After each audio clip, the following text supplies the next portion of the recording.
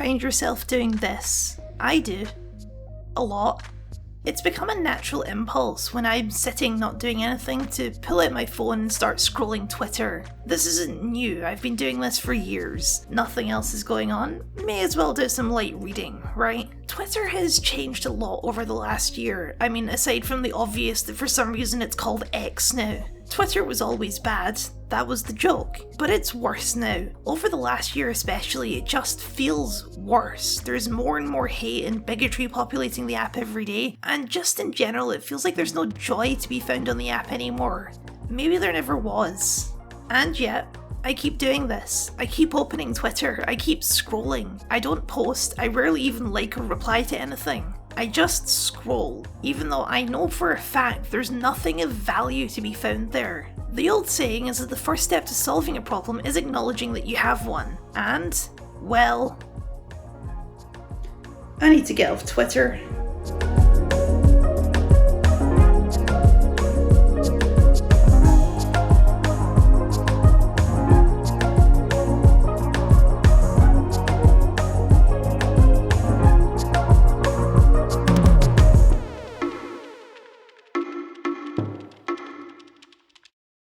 So, it's all well and good to talk about feelings. Sure, I can say that Twitter makes me feel this way, but is it really true, or am I just being a big baby? It's one thing to say that Twitter is mostly negative. I want to prove it. Over the last few days, I've been taking an hour or so each day to scroll through Twitter and categorise every single tweet I see, making some observations along the way. Now, there's two streams of Twitter that you can access. There's the traditional Twitter experience, which is the following tab, which theoretically shows you a list of tweets from people you follow in reverse chronological order. And then there's the For You tab, which just shows you a big mix of stuff Twitter's algorithm thinks you'll enjoy. And more, that For You tab has been pushed as the main Twitter experience. A while ago, Twitter made it the default page, which you have to switch to, and the app's design preferences the For You tab by putting it on the left side, and in English we read from left to right, so anything on the left is given greater importance. It's a common UI design trick. So that's one reason I'm using the For You tab. The other reason is external. A lot of the people I follow don't really use Twitter anymore for reasons we'll probably get into. So the following tab doesn't actually have enough tweets to make for a long scroll. And even then, it doesn't actually show you all of the tweets from the people you're following. For example, if someone you're following replies to another tweet, it won't show up on the following tab, but it will show up on the For You tab. All of this is to say that my primary usage of Twitter has become the For You tab, and so that's what my analyses are based on, and given the fact that Twitter wants to push this as the default Twitter experience, I think it's worth observing what they're actually pushing to you.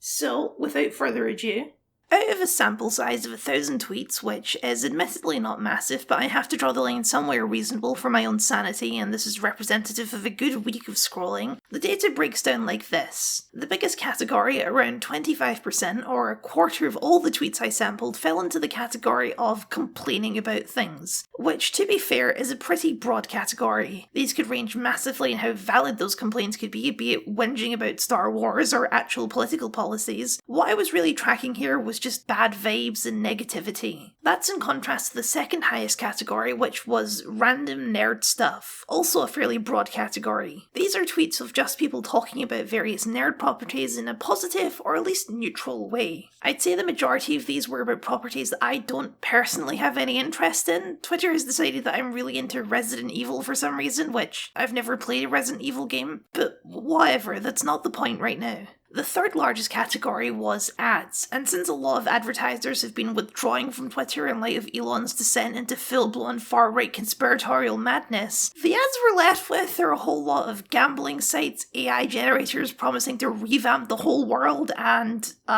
Marvel Snap. The rest of the categories become increasingly niche from here. Depressing topics covering people talking about war, or people dying, or other such stuff. Contextless nonsense where a tweet just has no possible meaning or significance to me at all. A lot of news about video games and movies. Basically no actual news unless it was bad news. But even then, almost all of the news I was shown was just media news. A lot of chain threads and watch bay accounts where accounts will just post tons of random video daily with the only intention of getting projecting your views now that Twitter is monetized. Some just straight up bigotry, racism, sexism, transphobia, usually being dunked on by someone else, but it still shows up in my feeds. Many tweets with the community now explaining that the tweet is just a lie, and of course, a whole lot of memes. Only around 4% of the For You tab was actually from accounts I followed, and I counted that separately because while some of those were definitely complaining too, at the very least that was stuff I curated myself. In theory, that one's on me. Boiling this down to the most simplistic terms, out of 1,000 tweets, 64% are what I'd call bad vibes, tweets that make me feel negative emotions. And even giving 36% to the good vibes might be too generous because the category is really the absence of bad vibes. It includes a lot of tweets that just make me feel nothing, like news about movies that I have no intention of ever watching. And there you have it, statistical proof that Twitter makes you feel bad.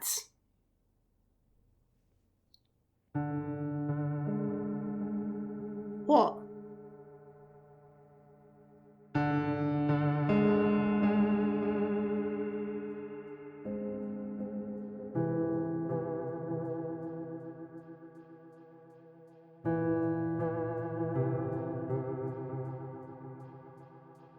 Have you ever noticed that the way we talk about Twitter is really weird? We don't refer to it as an app that we use, but as a place. A place that we all hate, but for some reason we're all stuck in. One of the most common memes that I see nowadays is a quote tweet or an image with just the caption being, "I hate it here." I think that this language describing Twitter like it's an actual place is an obfuscation of what we're all actually talking about. And that is that we're all hopelessly addicted to social media. It's a lot easier to rationalise that there's some external force that's making you do this thing that you actively don't enjoy, rather than sitting down and seriously considering that you might have an actual problem. But this provokes some bigger questions, at least it does for me. Questions like, how did this happen? How did I become addicted to this thing I don't enjoy and talk about constantly not enjoying? Why is scrolling through Twitter so addictive? I think it's worth starting this conversation with a rough overview of what addiction really means, because it's a word with a lot of connotations and not all of them are helpful here. And take this all with a grain of salt, obviously, I'm not a psychiatrist, I'm just a guy with Google. Generally speaking, there's two kinds of addiction. There's your classic flavour, which is chemical addiction, when your body starts to develop a physical dependency on a specific chemical like nicotine or morphine or caffeine. This is decaf, I'm trying to cut down.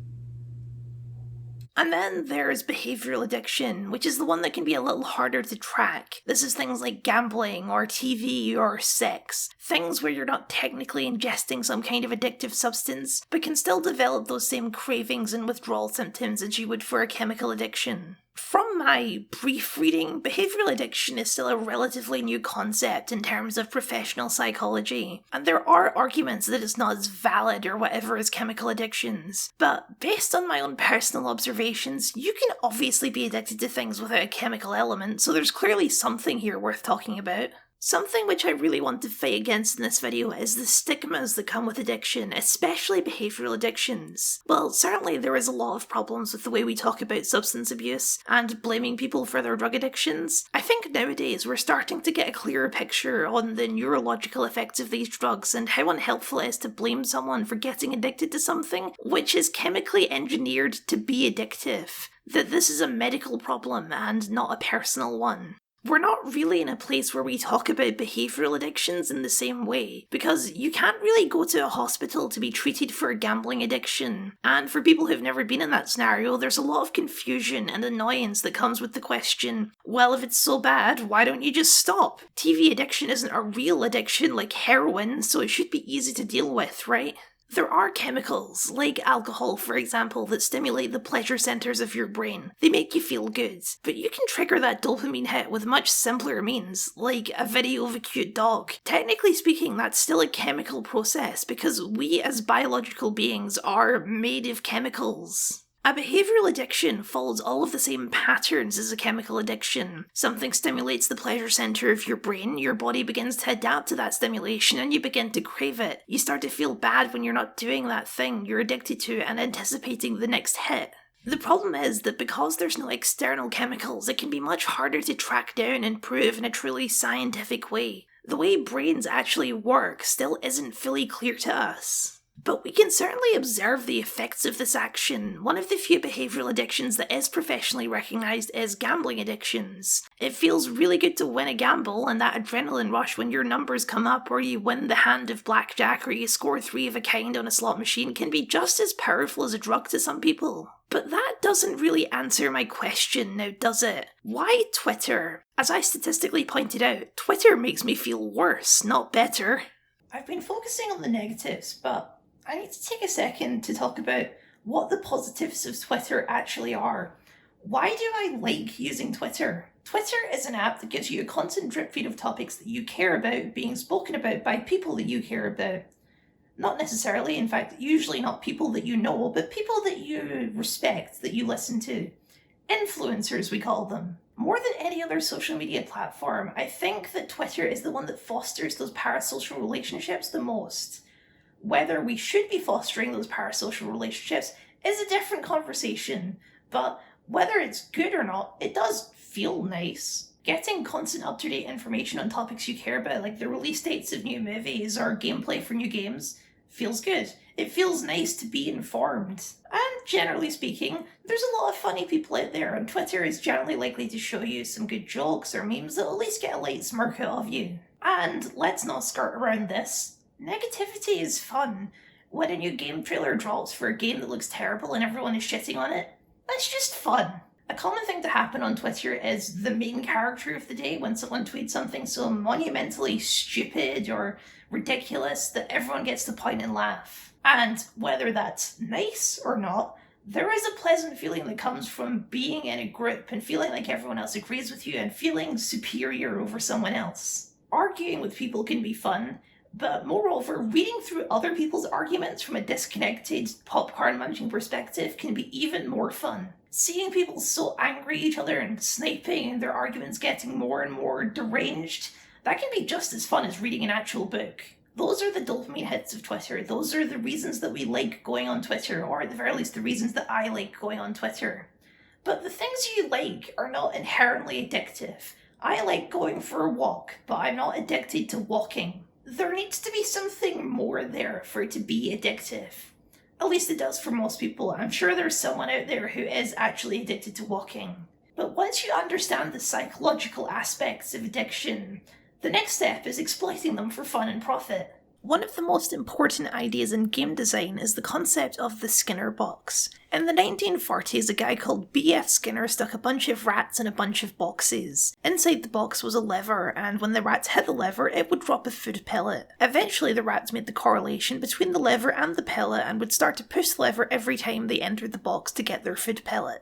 That basic idea, known as operant conditioning, is a core aspect of game design, teaching players that when they do something, they get a reward. Go into this big dungeon, raid this castle, hunt down this chest, you'll get a shiny thing.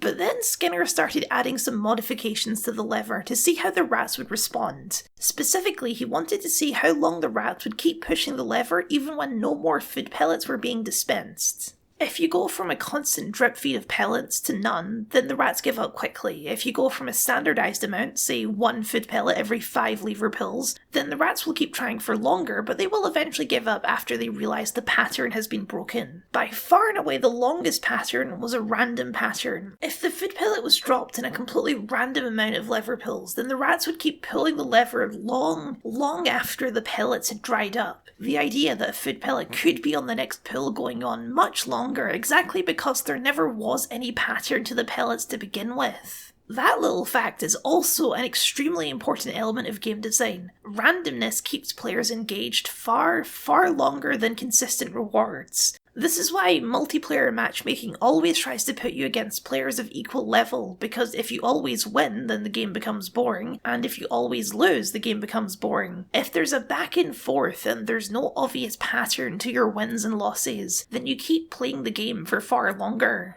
This isn't necessarily sinister, it's just a fundamental fact of human, and as a matter of fact most animals' nature. Understanding how our brains work and incorporating that into game design to make people play video games longer isn't sinister. It's just good game design. It makes the game less boring, but those same mechanics can and have been exploited. This is the entire basis for loot boxes and why for a while they became a completely inescapable part of the industry. Loot boxes prey on this random reward design. The thought that maybe there'll be a good thing in the next one, sustaining for much longer than just buying the same things on a list would, and hopefully getting more money out of you. It's the same principle as gambling, which is why in its purest form, lever and all, the most basic presentation of Skinner box design is a slot machine. You pull the lever and sometimes, randomly, you get a reward.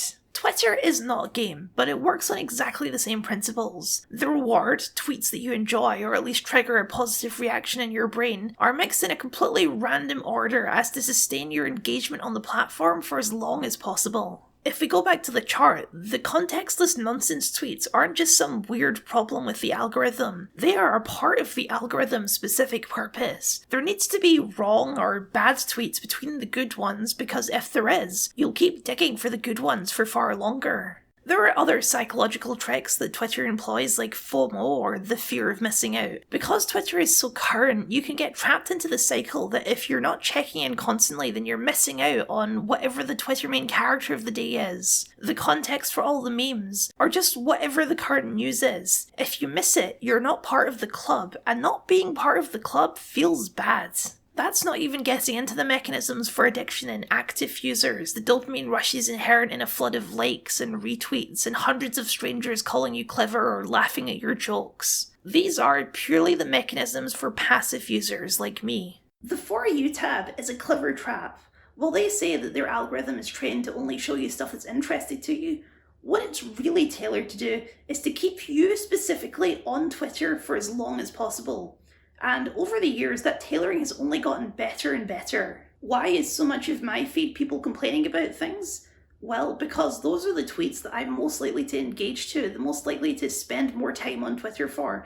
Because even if I'm not actively responding, I'm going to go through the replies and make sure someone else is calling out how silly this person is being. For you doesn't mean only the things that you like. It means these are the things that keep you on Twitter. These are the things that make sure you're addicted to this platform, that make sure you're always coming back to keep in the know, to keep digging for that gold. Because the most important category on this chart isn't the complaints or the bigotry or even the stuff I like. The most important category is the ads. There is a game being played here, but we are not the players. I think by now it should be becoming clear that these systems are not exclusive to Twitter. These attention-driven algorithms are increasingly becoming the only way that we interact with the internet. Facebook, Instagram, TikTok, YouTube, even Google all employ these similar tactics to keep your attention as long as possible. The algorithm doesn't care if you're enjoying this experience, it only cares that you continue to experience it. And the facts show that we engage with those negative emotions longer than the positive ones. In some kind of reverse of human nature, those negative emotions can trigger the pleasure centers of our brain better than the positive ones can over the long term. The reason things have turned out this way is obvious. Money. There's a reason that Wikipedia begs for your money every year. It's because being useful isn't that profitable. Being something that people actually want isn't that profitable either. Being an infinite scroll of attention-seeking algorithmic content, constantly keeping you engaged and splattering you with ads, that is the ultimate profit model of the internet, or at least the best one they've found so far. And yeah, it sucks that the addictive nature of our brain is being exploited for cash. I don't think I need to elaborate on that, but I'm more concerned about the mental and physical health implications of that. Of all of us being constantly exposed to endless streams of shite that only exist to keep us in the stream for longer. Addiction is bad. It's not losing all your money that's really the problem with a gambling addiction. That's just one of the symptoms of that particular addiction. Addictions mess with your brain. They make you more stressed, isolated, because they eat away at your free time and cause you to spend more time doing the thing that you're addicted to, rather than being sociable or doing something healthy or productive or just anything that isn't looking at Twitter. A few minutes every hour doesn't sound like much, but when you add up all those minutes, how much time are we really spending scrolling? At what point do those fun jokes, or feelings of superiority, or videos of puppies stop mattering because of all the negativity and spam and vitriol you're absorbing while digging for them? Twitter is a gateway addiction. One common addiction it leads to is an addiction to politics, doom scrolling, reading up on every terrible news story, every piece of inane drama about the politics of a country that you don't even live in, because Twitter doesn't discriminate. Everything is presented with equal importance. Being politically active is good. Being addicted to political drama is a pathway to a depression doom spiral. This is where the phrase Twitter brain comes from. When you've spent so long on this app, everything seems like the most important thing ever. You begin to stress and panic about things that don't affect you even in the slightest way. Twitter brain is not a personal failing. You've been conditioned to think this way, intentionally, by Twitter, because it keeps you logging into Twitter. So, what do we do?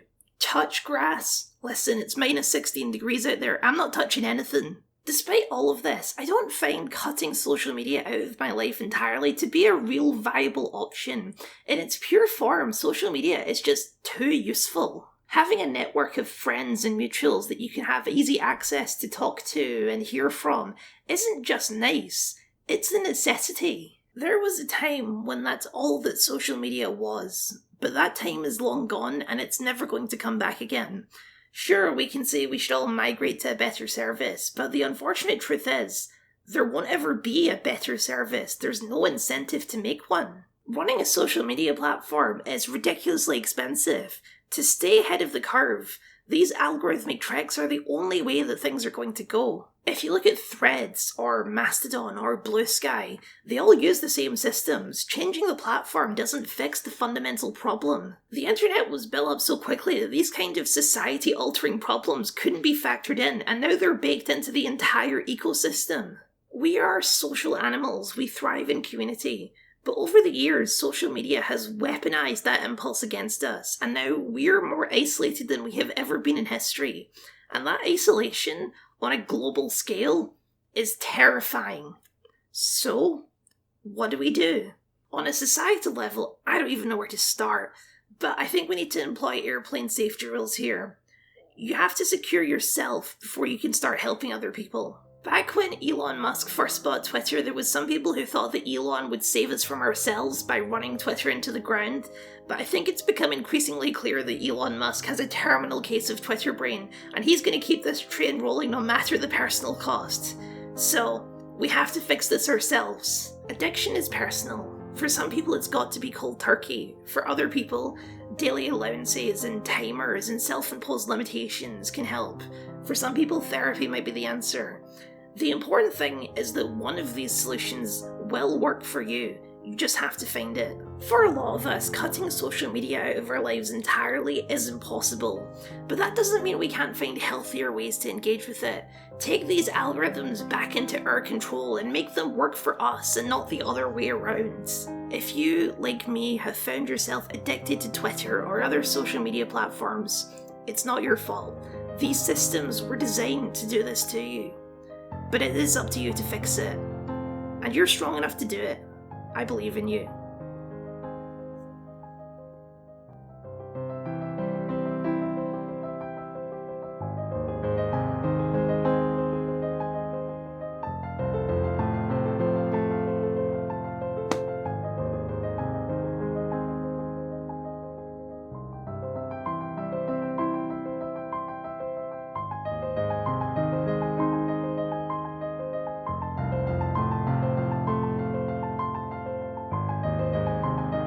Thank you very much for watching, and a very special thank you to all of my patrons for your continued support. If you'd like to see your name up here or get access to Patreon exclusive videos, then please consider signing up. It would mean a lot to me. My videos normally aren't this, heavy. Normally I just complain about Star Trek or whatever, but if you're looking for another existential crisis, then you might enjoy this video about AI art that I made a while ago. Stay strong out there, folks.